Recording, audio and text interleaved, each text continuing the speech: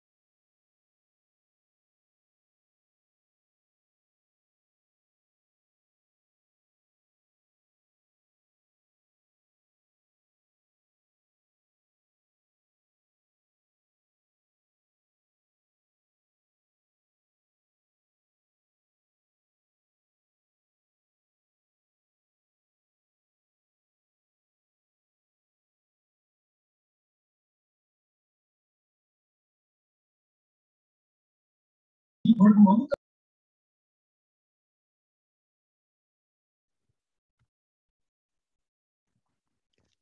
evening, everybody. Babu sir, shall we start? Yes, I'm all.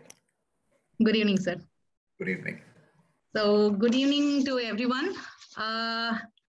Mr. Babu sir doesn't need any introduction per se, our past president. He is the founder and chief Sherpa at FinSherpa Investments Private Limited, a boutique wealth management firm based in Chennai, catering to financial needs of high net worth clients in India and abroad.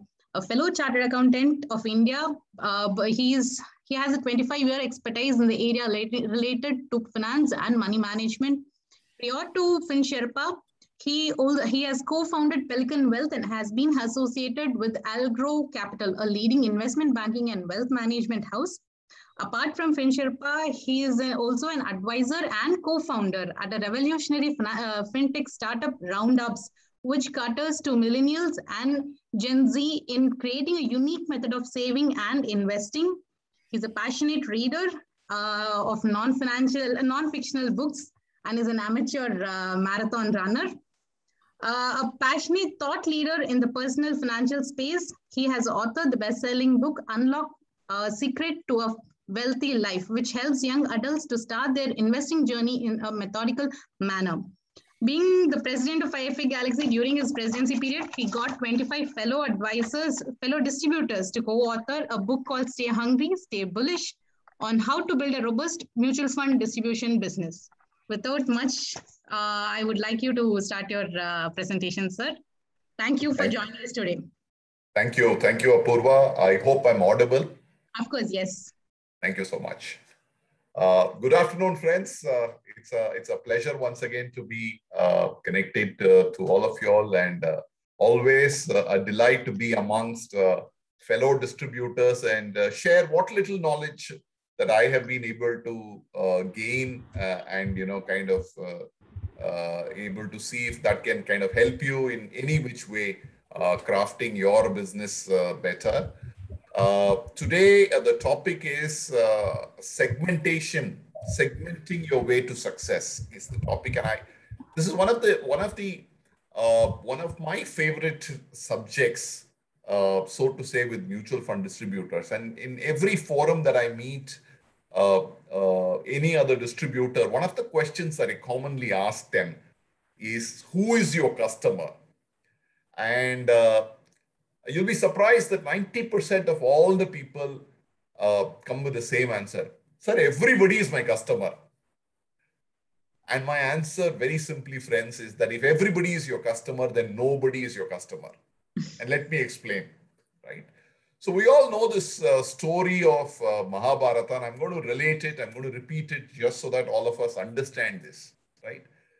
So Duryodhana is Dronacharya is teaching archery to his young pupils. And first comes Bhim with his, kind of bow and arrow. And Dronacharya points to that faraway tree and he says, "What do you see?" And Bhim says, "I see the tree, I see the mountains, I see the sky, I see the grass."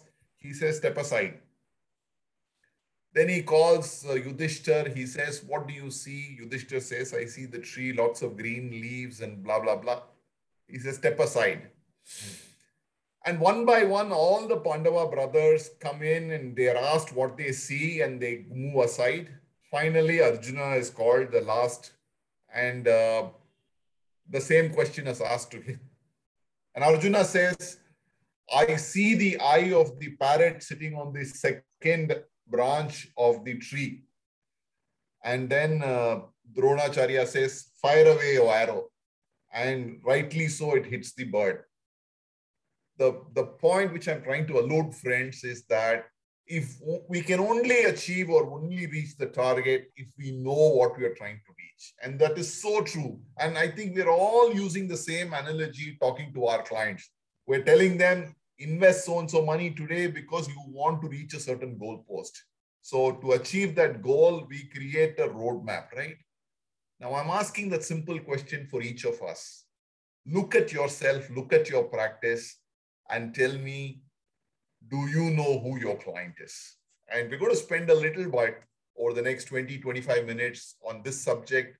I'm going to share a small presentation that I have to give you a sense of what I mean on this. Who is your client? And it's a very actual question and also a metaphorical question. And I want some of you to come on the chat for this question is, how many of you in the last, say, 6 months have turned away customers? I'll repeat. How many of you in the last 6 months have turned away customers, which means customers who come forward to make investments and you have not accepted that investment for a variety of different reasons? Could be anything. How many of you?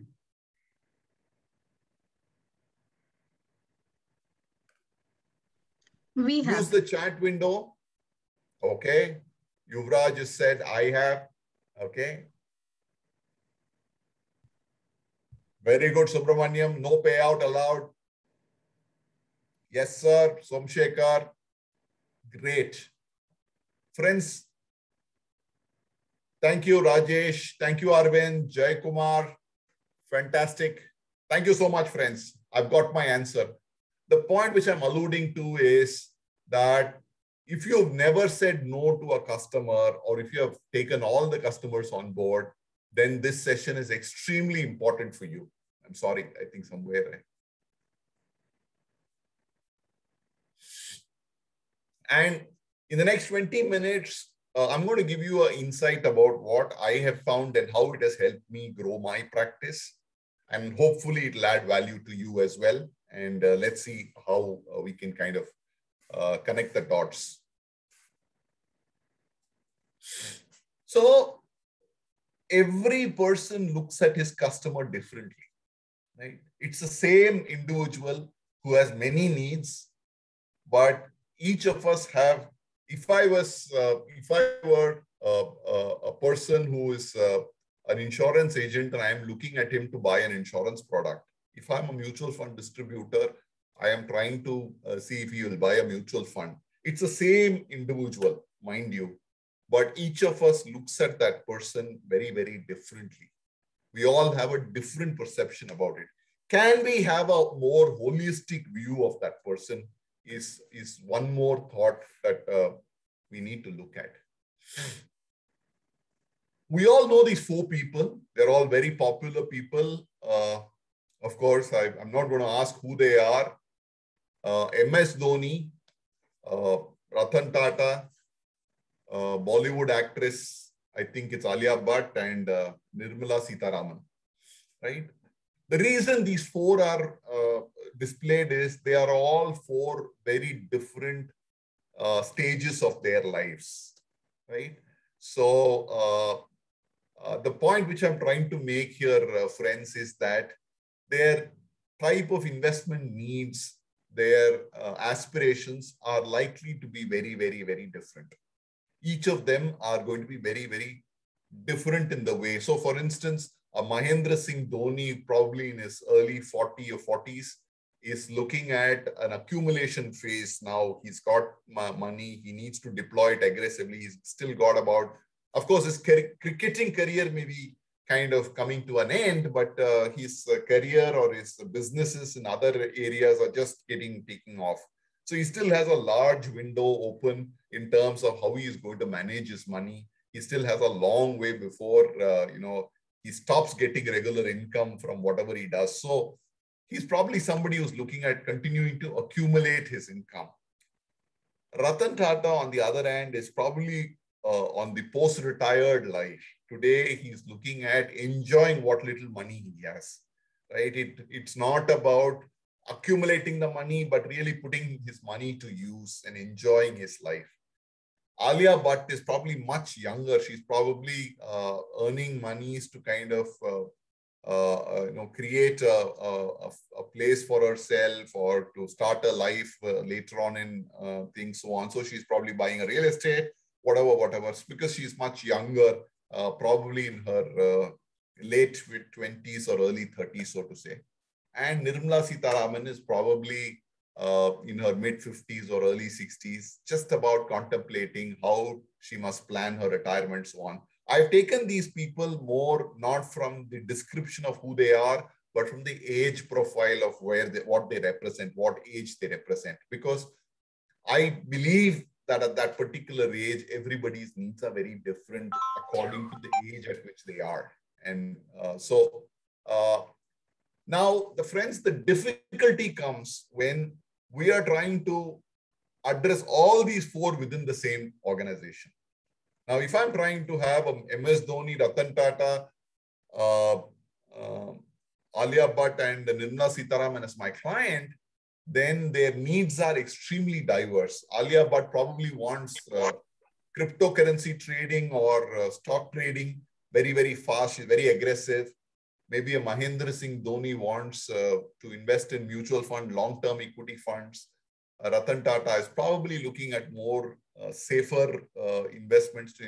So the point which I'm trying to allude is catering to different types of investors within the same organization is exceptionally tough because they represent different things and it's going to be a challenge in various respects.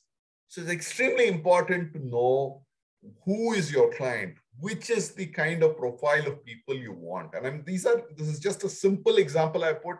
Real life, obviously, it's a lot more complicated, but I urge you to put this as an exercise and do this exercise of thought.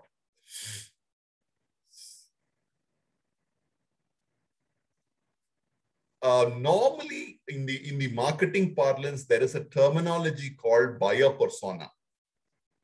Now, typically, a buyer persona is something which defines who the audience is for you, right? So, if you go to somebody who's selling an automobile, let's say a car, if you go to Maruti, the marketing person in Maruti will tell you the buyer persona of the person who is going to buy the Maruti, say the entry-level Maruti car. I don't know what it is. It is an 800 equivalent entry-level car. And to the higher end cars, if you take Maruti itself has a higher end car called CS or something above that. Now, the buyer persona of somebody who's buying that basic car is very different from the person who's going to buy that higher end vehicle. They are two very, very different human beings. They think very differently. Their needs are very differently. So if you noticed, about 2-3 years ago, Maruti had used to have only one dealership. Now they have split that dealer. They now have what is called a Maruti dealership, and they have something called a Nexa. Nexa is the higher end of dealers. They deal with higher end of the cars that Maruti manufacturers, because it serves a certain kind of audience which does not get fulfilled. People who wanted to buy that level of car did not enter a Maruti showroom because they felt that Maruti dealt with ordinary low-end cars. So they were going to buy from Volkswagen and City and so many other places. So Maruti decided to carve out a Nexa specifically, keeping in mind the target segment. So if a large organization like Maruti, which can kind of then decide that they need to have a more different approach to acquire different sets of customers, friends, you and I must think our strategy of how we are going to acquire our customers and grow our business much more consciously. Seth Godin is one of my favorite authors and speaker and all of it. His point is, do not find customers for your products. Find products for your customers. What is the simple thing? So instead of trying to find different products for different customers in your group, find what you serve the best and build customers on that segment alone. That way, you'll find the growth much faster, much easier, because you will find that even without you articulating it, you know what your customer's needs are. Even before the customer asks you, you are able to serve the customer. And thereby, you can build a much larger, much more happier customer profile than you would otherwise trying to serve one customer who is young, old, lady, gents, whatever be that, different permutations, combinations. So I would urge you to look at your customer profile more closely. And the way we did it, I did it a couple of years ago, maybe 4 years ago, was to look at all my customer base and start doing a homework as to what are the customer and start slotting it into various categories: business customers, employee customers, age-wise, we kind of put those customers and so on. And within that, we took a hard look at which segment of customers we thought were benefiting most from our advice, and we were benefiting most from their existence, be it from the size of their investments and so on and so forth. And therefore, finally, we now have an understanding that middle-aged customers are our segment of customers.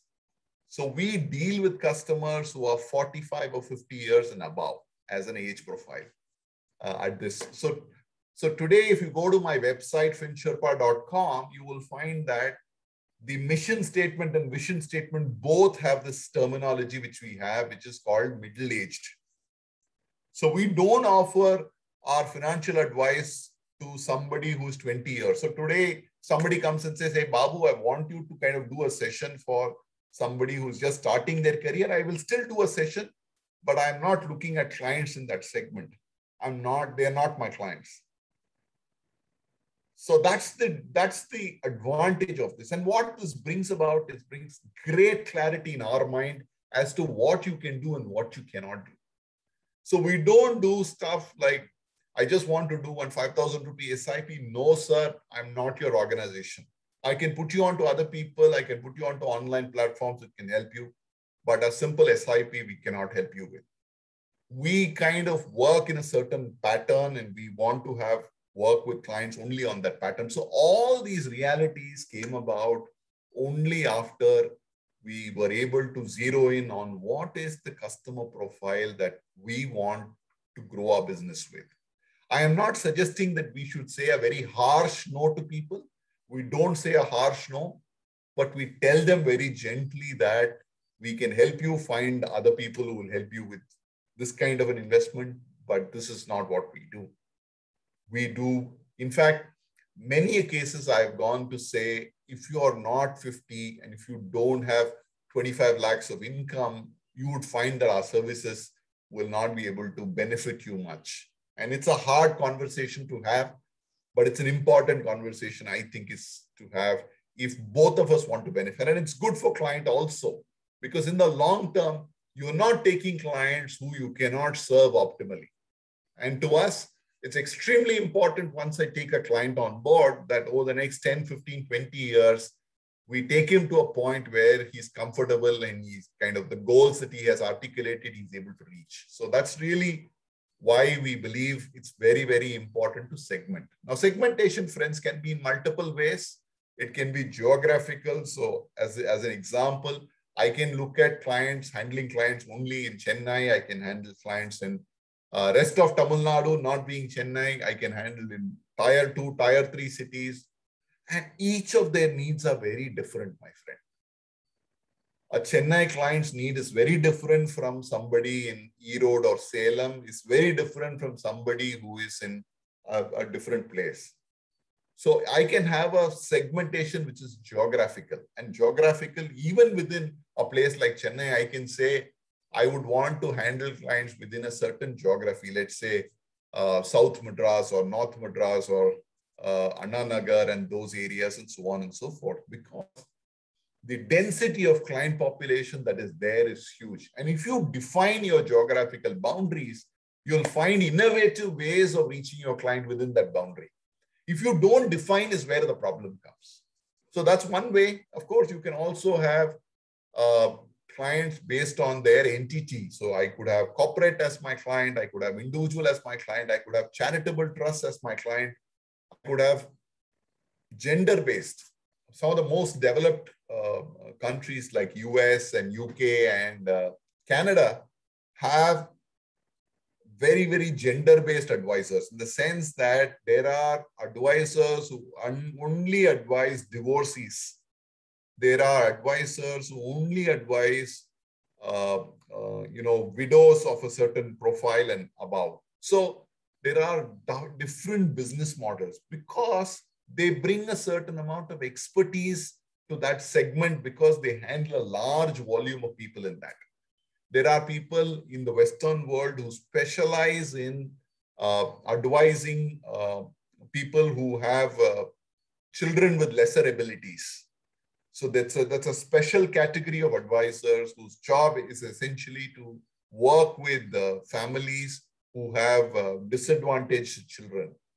So if the child is autistic or has some difficulty, then these advisors, these are the only advisors who can help you, because not only will they know how to do this, but they will also know how to set up the trust. They will also help you kind of make sure that if something were to happen to the family, the parents of the child, then the child's life thereafter can be taken care of thereafter. So there are lots of different ways in which you can kind of look at. Of course, the age profile of it we saw earlier. There are community, religious, multiple ways in which you can kind of segment it. You can also segment it based on the type of organization that you want to build. Is it a family office? Typically, a family office is nothing but an office that deals with assets of one individual alone. And typically, this is like your Narayana Murthy kind of a person, right? So who has founded a large company, exited that company's business, either sold out his entire stake or sold out a majority of his stake. The money needs to be managed. So that's called a family office. So, and it's a lot of work. So you can either have a family office, you can have an HNI practice, which means you have a bunch of about 20, 30, 40, 50 HNIs who you help manage their money. Very, very good, very, very tough. But if you can manage to pull that model off, it's a very, very lucrative model as well. Or you can be, what I would consider my practice is what I call mass affluent. The kind of clients that we handle are what I call the mass affluent, or plain simple retail advisory. Just come in, walk in, no relationship. I'll explain in 10 minutes what the scheme is. You fill up the amount, put the application, be done, go on. I'll find my next client, you go on with your next work, right? So then it's a numbers game. It's not the value game, it's the numbers game. You would want to do, say, 50 transactions a day, 100 transactions. So your entire organization, your entire machinery is tuned to doing hundreds of transactions on a daily basis, right? So that's what we call a retail advisory. Now, these are all 4 different models, and the nature of clients are very, very distinct. The nature of products you deal in is very different also. So the whole specs comes out of what kind of an organization you want to build, what kind of a client you want to take care of, what kind of a products will you be able to offer, right? So everything will kind of be very different based on what you pick up out of this. And these are very examples I'm just kind of mentioning. It's not that you have to do only this or only that, just for you to kind of understand why we believe segmentation is an extremely important exercise, especially for small people, right? Segmentation will be done by large organizations themselves, because large organizations understand they have limited firing power. It is friends, you and me, who have little understanding on this. In fact, we need it more than the big guys. But it's extremely important to understand what your constraints are as well. Now, family office is a great place to be, but it involves multiple expertise. You need to have a great knowledge not only on the products, but also on the legal side. So do you have that knowledge? Do you have that experience? Do you have that educational background? to set up a family office. Similarly, do you have experience in any of these categories? If you have had prior experience in it, that can be invaluable to set that up. Third is that some of these operations will need large capital. So let's say you want to have a retail play and you want to use a mobile app to handle that. That involves both expertise, somebody to know this, and also a certain amount of capital required. To develop an app, it involves money, involves a lot of money. So do you have that? Do you want to do that? Those are questions that you'll have to answer for yourself. And last but not the least is what is the demographics that you are trying to reach? Demographics is the age profile of the population. So if I'm going to handle a 50 plus person, then I'm not looking at a mobile app related stuff. I'm looking at more face-to-face, at best a phygital model, a physical and a digital, a physical combined with a digital model, phygital model. That's what we call our model. Now, if I am dealing with a 20-year-old person, phygital will not work. It has to be completely digital. They don't want to see you. They don't want to speak to you. They want only a mobile phone. Everything needs to be provided through a mobile phone. So that's the younger profile. So depending on what segment you are going to operate on, the product or the service will have to be tuned in that direction and served up. That will be the optimal way to grow. Of course, there are huge benefits. One plain simple benefit is that your operations team will be able to handle client relationships like this because they intuitively know what each client wants. For example, we send 3 capital gains reports to our clients every year. We send it on 15th of December, we send it on 15th of March, and we send it on 15th of June for the previous year. The 2 of them, we send it for advanced tax calculations, and 1 we send it for filing of tax returns. The reason I'm saying this, friends, is that 90% of our clients, we realized, pay advanced tax. And we realized that their chartered accountant need these report well in advance. So much before the 15th of December, maybe the 5th of December, from our back office, directly mails go out to our clients about the capital gains that has been incurred for this day, so that the chartered accountant has enough time to prepare the tax statement and determine the advance tax to be paid by 15th of December. Now, this comes because 90% of our customers are of a certain profile and fit in a certain group. Now, this is also one of the reasons why these customers will not leave our service, because no bank is going to be able to offer this in such a coordinated manner to them. They have to follow up multiple times to get this report, whereas here it goes out quite automatically. So if you're able to segment your customer, then the level of service and the kind of quality that you can provide to that client can be quite enormous. And that will kind of make sure that not only the existing clients are sticky, but new clients that they will refer will find you hugely valuable. Second is, if you are able to handle 100 customers in a certain way, by segmenting, you will easily be able to handle 300 customers. With that same time and energy, you can handle a lot more clients than you would by not having. And of course, like I said, segmenting will give you the advantage of playing to that game, to that particular audience. From everything from advertising, if you want to do, not that you need to do, if you want to do a small Facebook ad, you have to define who your customer is. Even Facebook doesn't accept advertising unless you define who your customer is. So you have to give the age profile of your customer, the place where you want to kind of look for your customer, and all of it. Even Facebook marketing needs segmentation even before you can release one ad. So it helps because that's the only way you're going to get bang for the buck.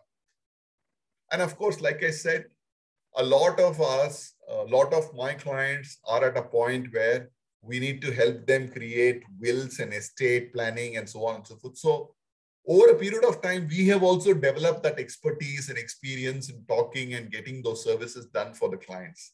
And that also helps you, right?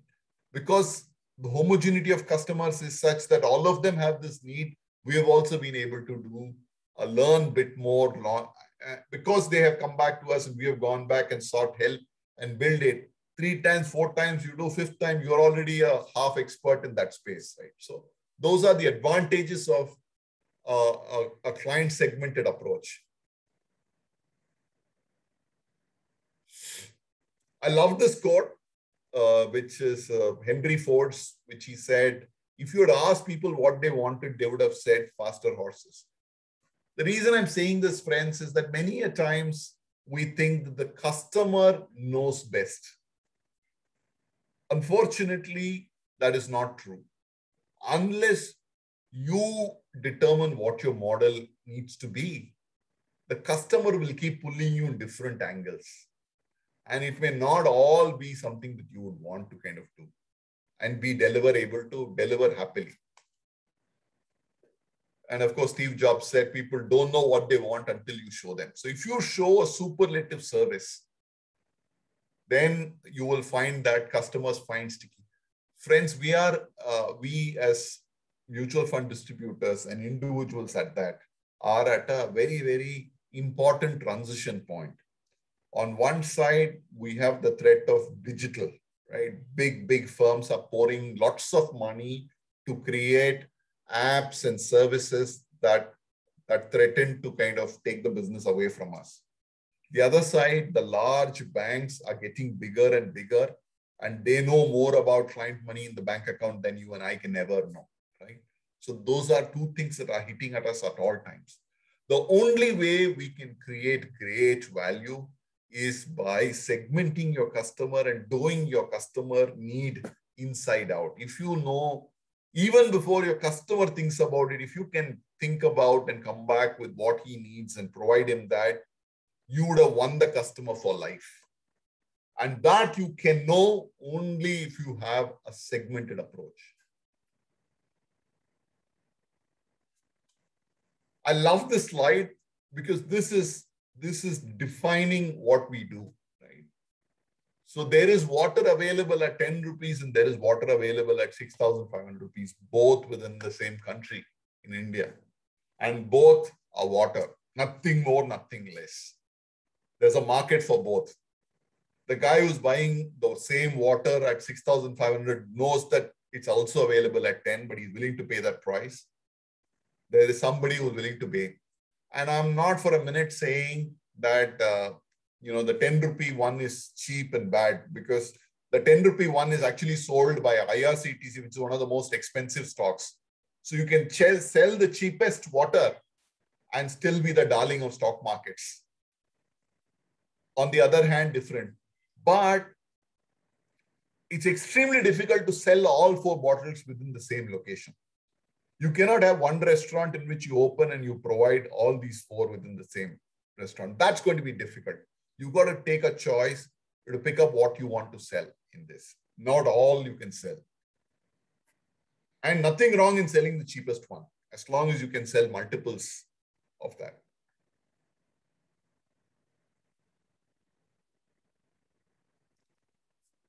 So friends, a few that was kind of broadly a thought that I thought I'll leave you with in terms of segmentation of clients. I think it's a very, very valuable thing for all of us to do. I believe that when you close your eyes and deeply think about who your customer is, you should get the profile of your customer who you want to add. And in my mind, I've always been clear about it, except that many a times because of sales pressure, because of pressure of trying to add business, we have been coming at some point in time and kind of trying to pick up all customers. But if I'm able to avoid that temptation and really go and spend quality time in trying to assess who my actual customer is, I am telling you, my friends, it will save you valuable time. We are a country of 130 crore people. Extremely, and if you ask me, my need is only 250 customers of a certain size. That's all is my lifetime need. similarly, each of us can kind of determine what we want to reach.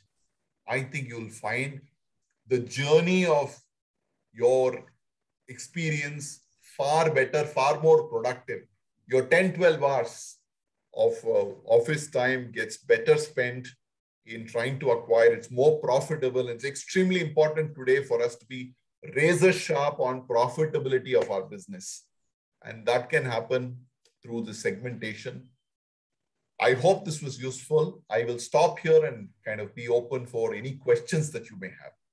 Thank you. Very, very, very wonderful presentation, sir.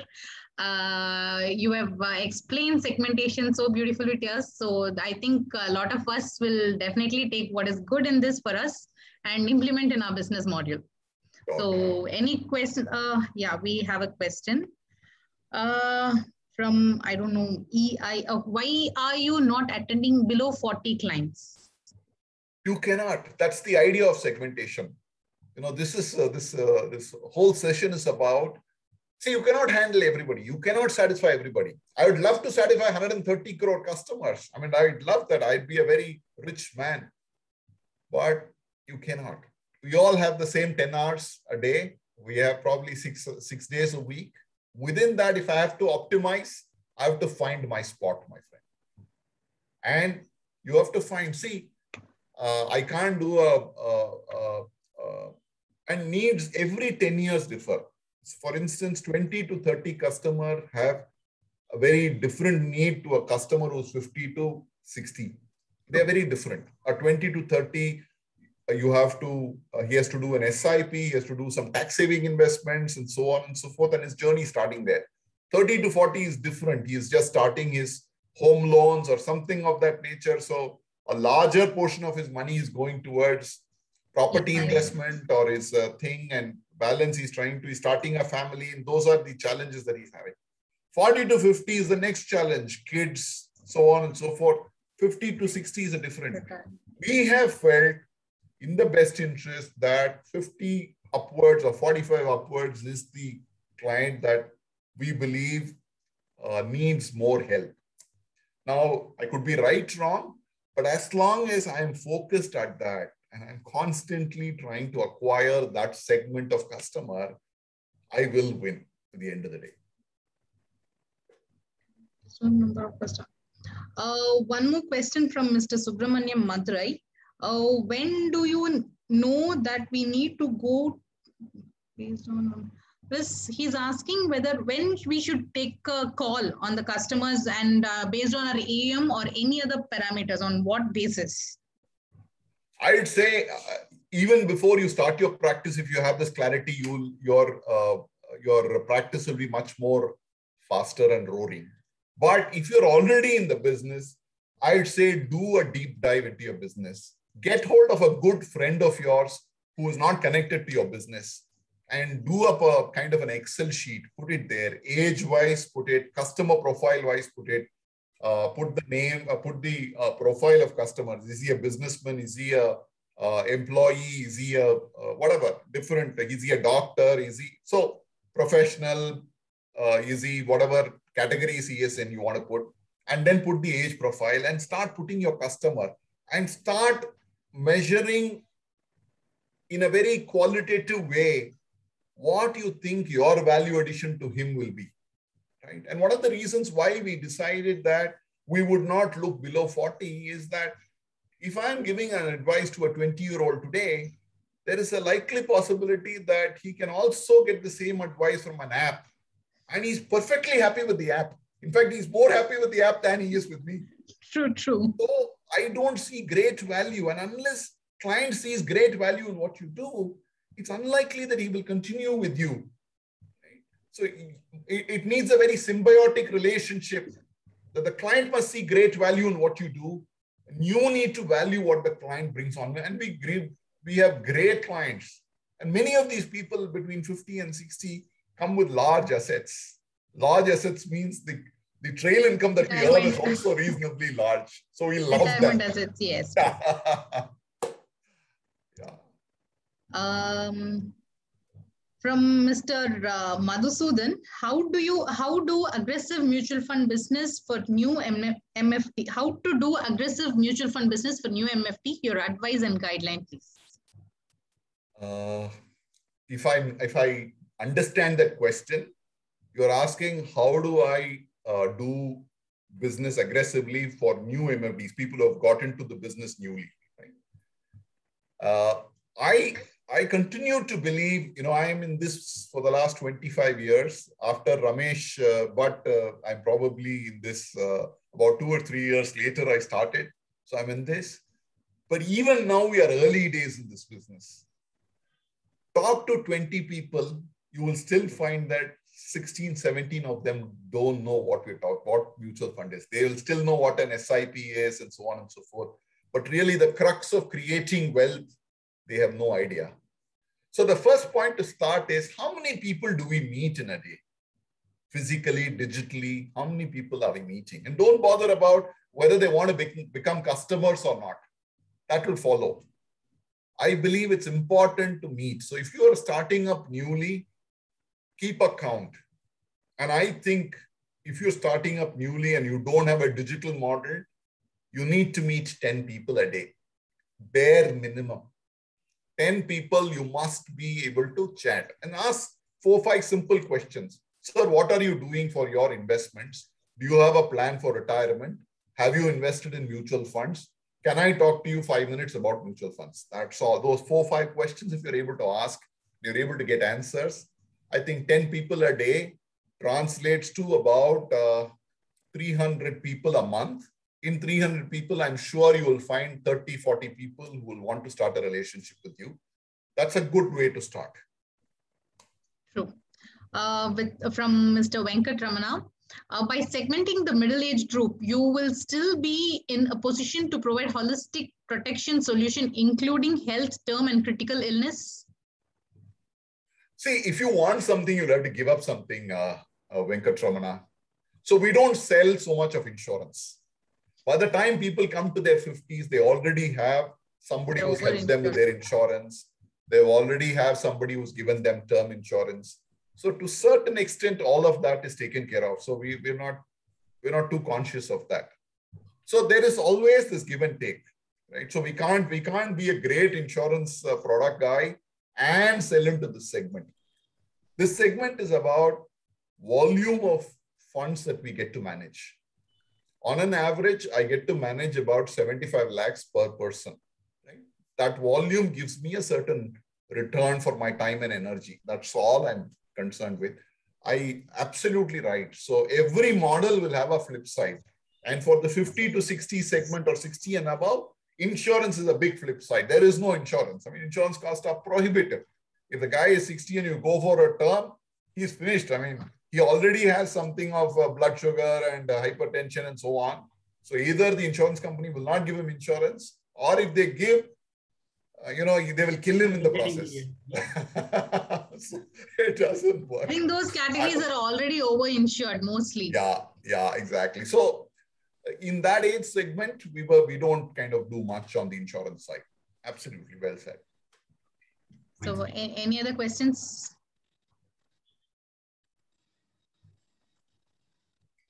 So one more question, sir. Especially, I'm not talking about the life side of it, but the health side of it, as the hospitalization costs going up and people are living longer. So it also ensures that they need to have a better coverage in their later stage of life. So it makes very important that because it has to be insured when they are hale and healthy. So that we will be focusing at the time of onboarding, or because most of the companies will not provide health cover once they retire also. Yeah. So we are providing. In fact, one of the learnings that we have had thanks to COVID is that in spite of whatever health insurance the company provides and they may have, they are still short. And in our reckoning, if you're a reasonably well-to-do person in the age profile of 50, 60, then you need to have a cover of about 30, 40 lakhs of medical or health in that sense. And that not many people have. So they'll have a base 5 lakhs or something like that, or they'll have a company linked one. So we bump it up. We kind of advise them to kind of go for a higher cover and all of it. That's part and parcel. But like I said, term, we don't have to. Might not be required. Yeah, I understand. So, sir, from the beginning, you have segmented clients, or initially when you started up, it was not segmented, and it was just past few years you're segmenting clients? Only in the past few years, Apurva. Okay. See, this learning came about when, like the gentleman asked, sir, how do you grow aggressively? Right? That's a question I was trying to answer myself, and realized that uh, if I keep handling diverse set of clients, their needs are constantly different. And I cannot program my organization to work in that way, right? So somebody wants this, somebody wants that, somebody wants this. Whereas I decided, can I kind of create a framework? Can I do? So for instance, today, even when a client is signed up in this segment, we tell him in advance that there will be advanced tax data that will come to you 3 times, right? So he doesn't even need to call us. Yeah. He won't call us. So it saves up a lot of our time in terms of doing sales or marketing or getting new clients on board than to kind of go back and keep serving clients. So the framework, to get that framework going, we needed to go independent. Now somebody could ask, can I not create frameworks for all categories of clients? Of course you can. Now, if you are a 5-member MFD team, let's say your 5 partners put together and come and started an MFD team, I think it's a brilliant idea. Each partner focuses on one segment. Different segments too. Fantastic idea, right? So that's a brilliant model. But having said that, I think we have chosen to go with one segment that there's a bandwidth issue. And I mean, it is easier to understand what the segment needs. I mean, to me, it kicked off a lot of boxes, Apurva, quite honestly, because, in this 50 segment, nobody comes to me and asks me, is there an app that you have? Because they themselves don't know how to operate the app, right? So they don't come and ask me, do you have an app? These regular direct questions don't come. They either know and they know why they're coming to us, or they are comfortable with the model, right? So all those things, you can really spend quality time in dealing. And most importantly, my existing client will open the door. If I serve him well, he'll open the door for 4 other of his friends. True. Right? Very true. So I don't need to go search left, right. So one good customer service will open the door for 4 more customers. That's brilliant, yeah. And why is... Very true. So this is, you do financial planning kind of model, sir, or? Yeah. So since I'm not I'm still in MFD, I can't do a full-fledged financial plan, but we do a goal mapping. Okay. We tell the client that these investments will help you reach these goals. And we kind of put it in some sort of a number so that, and I feel that's a very powerful way for investing, because that helps people stay focused on their investments. True. They don't allow these short-term market fluctuations to come in, because, for instance, March 2020, somebody sees the 30% down in his value. We tell him your goal is still 5-6 years away and markets will bounce back. So he's okay, he's comfortable. Otherwise, people tend to take that short-term view of looking at their value and want to pull out. So we were able to retain a lot of customers by telling them that you have still a goal to reach, and that goal is still 4-5 years away at the minimum. So you can continue and the markets will bounce back, and it's kind of more than bounce back. True, yeah. So we have one question from Mr. Subramaniam again. How often do you make a fund review for them, and on what grounds? So we have a review process every quarter, sir, for all the clients. So every quarter, the client gets reviewed on what his portfolio is, basically, and we have a team. I have an 8-member organization. So each of us has a set of clients we review on a quarter-on-quarter basis. Those dates are hard-coded for the client as well as us. A mail goes from the office directly to the client, fixing up that time for review. Nowadays, we are doing it on the online through Zoom, but otherwise, we would also visit the client in some form. So the review has a certain pattern to it. So we look at the funds, we talk about what are the other aspects, we give them a market outlook summary, which all the fund houses give us, we give it back in some form. So all of it happens. And then finally, we take updates from him as to is there any financial change in his end. Has he got a bonus? Has he got an increment? Has something else changed? So on and so forth at his end. Incorporate that and see how that whole plan needs to be tweaked, if at all. But we don't deep dive, we don't change the plan every quarter, none of that. It only looks at the plan at a broad sense. If there are things that we need to watch out for instance, if there's a fund that is underperforming, we put that on the watch. And then next quarter, again, when we go to review, we tell him what happened to that fund. So those are the points we kind of do on a quarterly review basis. Okay, so one more question. Are you charging any fees? So we offer a band of services to clients in terms of portfolio, so on and so forth. It's a client choice that he can make. Towards that, we have a basic charge that we charge for reimbursement of the services that we provide. It's a flat fee. It starts from 6,000 going up to 9,000, depending on, we have a menu card that he needs to fill. This is not advisory fee. This is a reimbursement of whatever services. If he wants his capital gain statement 3 times a year, somebody has got to generate it and send it across to him. So those are the fees that we kind of get it across from. A very small nominal fee we charge. Right. We do charge. Okay. So any other questions?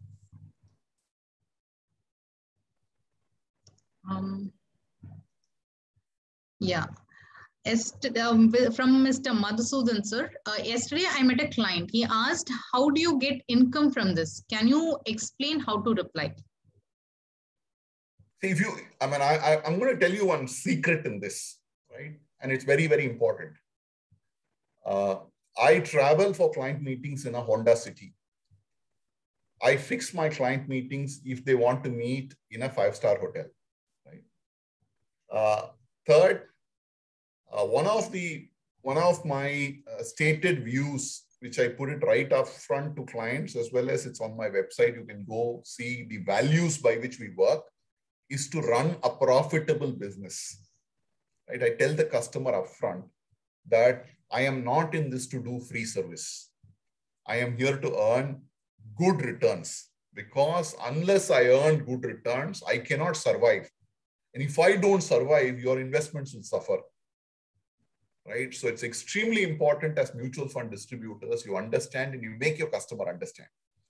So we tell customers that there is a 2-pronged cost that will come to you. Like if he wants those services, extra services, then he has to pay a fixed cost per year. Plus, we tell him that we receive a trail income, and the trail income can start from 0.2% go on up to 1%. But we tell him that doesn't come from your pocket, it comes from the AMC, but it comes from your fund. And we make this absolutely clear at the start of whether the client asks for this or not. Like, you know, when a police arrests a criminal, they say, anything you say may be held against you, kind of stuff. We tell this to every client. So okay. It helps us validate if the client has any doubts in his mind. Right? When many a times we've had a case where after saying this, the customer says, oh, I thought you were direct. They say, no, we are not direct. Thank you so much. You saved us a lot of time. Both of us were very thankful to each other. The client said, thank you. I was even more thankful. Right? Imagine after 6 months of working, he wants to move to direct. And we have to do all the paperwork to move it. And so much of bad blood, right? He thought so, I thought so, so on and so forth. And there is still 130 crore population waiting for you and me, my friends. Why should I kind of wait with one person who isn't aligned to our view? So we have one more question. The mistake many advisors make is that they spend more time disagreeing with the client segmentation philosophy and end up product selling instead of relationship building. What are your views on relationship versus segmentation strategy? I am not able to quite get the question, but broadly, I think, client segmentation is in your hands, my friend. You decide who your customer needs to be. Nobody else. It's your business. Reliance, Mukesh Ambani decides who he wants to sell oil to. It doesn't. So from that sense, you're the business owner. You decide what your business model is. Right? So you decide. Once you've segmented that, then relationship management is extremely important. Every business, every segment, relationship management is important.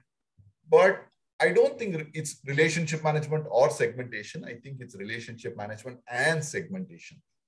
but I don't know whether that answers your questions. I'm not sure that it is kind of covered all aspects from that perspective. I think it has. I think everybody is. I think we can close this session. Does anybody have any more questions? Maybe one last question.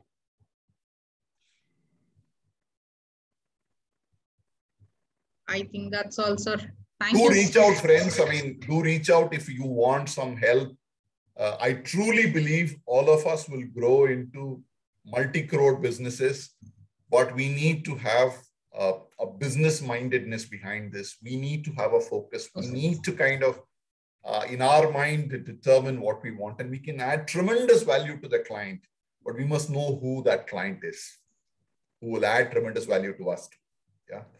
Thank you, so much. Thank you. Thank you for doing such a wonderful presentation for us. Thank you so much. Thank you, everybody. I think I'll finish this session. Thank you. Thank you so much. Bye. Bye. Babu, bye. Bye, sir. Bye.